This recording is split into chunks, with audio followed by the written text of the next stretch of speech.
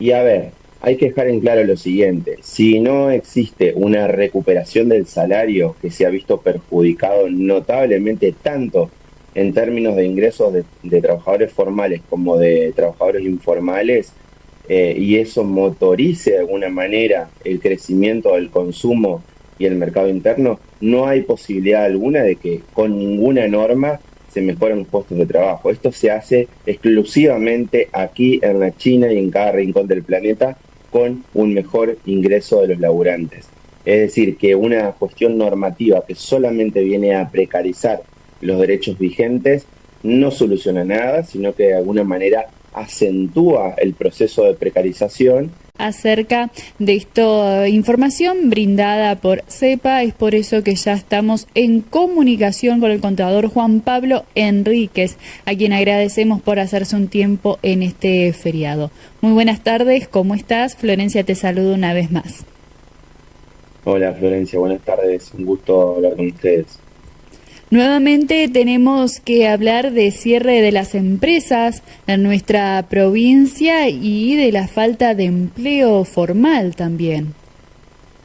Así es, estuvimos procesando lo que es la información vinculada con datos de diciembre de 2025. En este caso podemos decir que en la provincia de Entre Ríos 934 empresas cerraron sus puertas. Estamos hablando de información proporcionada por la SRT, la Superintendencia de Riesgos del Trabajo. Si esto lo nacionalizamos, estamos hablando que a nivel país son 22.600 empresas, ¿sí? Lo cual marca el desarrollo de este plan económico. Asimismo, decir que en Argentina hubo una merma de casi 300.000, más precisamente 297.000 trabajadores registrados, y si eso lo trasladamos a la provincia de Entre Ríos, estamos hablando de 8.363 trabajadores que perdieron sus puestos de trabajo en la gestión de Milei desde noviembre 23 a diciembre del año 25. ¿Cuáles fueron los sectores más afectados? Me imagino que el comercio es uno de los que lidera. Sí, exactamente. En términos de empleadores, si nosotros unificamos lo que es comercio, industria, transporte y servicios profesionales, estamos ya casi superando los 550.000 empresas que cerraron sus puertas.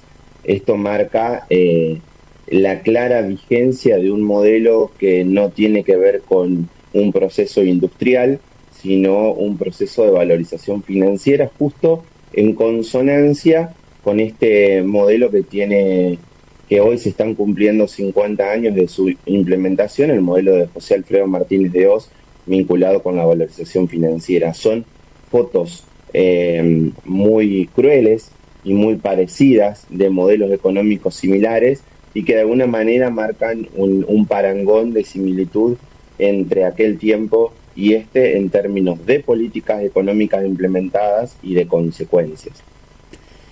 Además, realmente no hay muchas expectativas teniendo en cuenta la modificación, ¿no? La reforma laboral en la cual está avanzando el presidente Javier Milei y todo su equipo.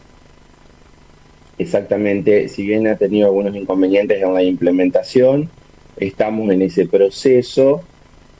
Y a ver, hay que dejar en claro lo siguiente, si no existe una recuperación del salario que se ha visto perjudicado notablemente tanto en términos de ingresos de trabajadores formales como de trabajadores informales, y eso motorice de alguna manera el crecimiento del consumo y el mercado interno, no hay posibilidad alguna de que con ninguna norma se mejoran los puestos de trabajo. Esto se hace exclusivamente aquí en la China y en cada rincón del planeta con un mejor ingreso de los laburantes.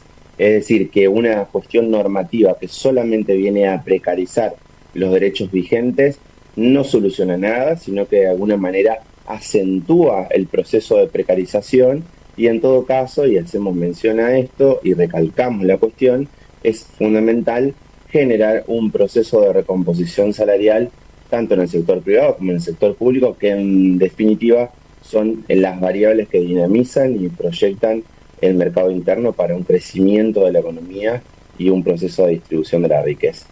El salario congelado en distintos ámbitos, no solamente hablando de lo que es educación, trabajadores estatales, policías, no hay un aumento en lo que son los sueldos y la gente tampoco tiene para poder colaborar con los comerciantes. Por eso también se ve que es uno de los sectores más afectados en este último tiempo.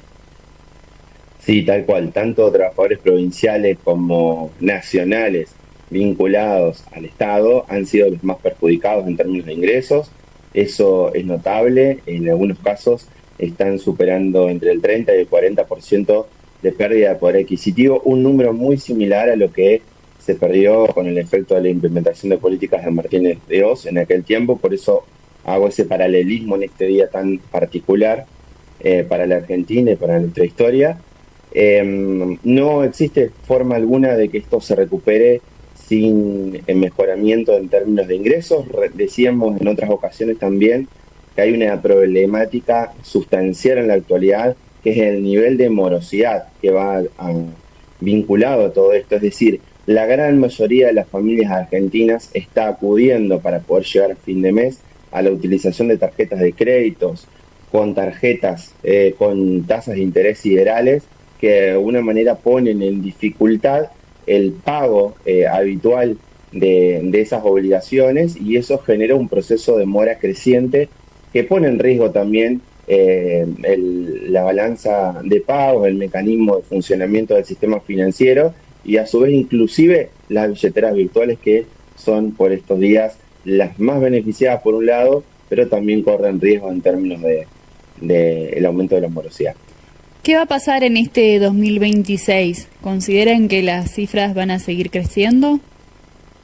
Todo indica que sí, lamentablemente. Me gustaría ser auspicioso, estamos en marzo, el año es largo todavía, estamos iniciando los ciclos lectivos, las familias están llevando a sus niños a los colegios, pero bajo este mecanismo de apertura restricta de importaciones, de destrucción del mercado interno, de congelamiento de los salarios, se vienen mayores aumentos de tarifas. Ahora está ocurriendo también el aumento del petróleo y de los combustibles, también obviamente por una causa ligada y externa a la Argentina, como es la guerra o el ataque de Estados Unidos e Israel a Irán.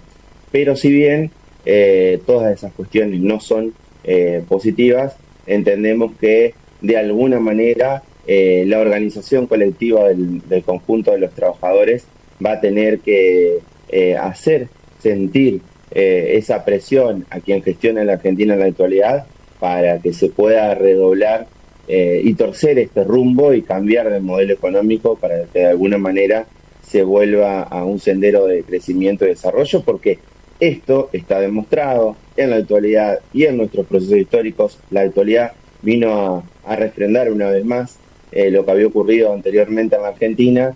No resulta para nada beneficioso para los laburantes, sino todo lo contrario. Tanto empresas como trabajadores con un modelo de valorización financiera siempre son perjudicados. Juan Pablo, muchísimas gracias una vez más. A ustedes, como siempre, gracias.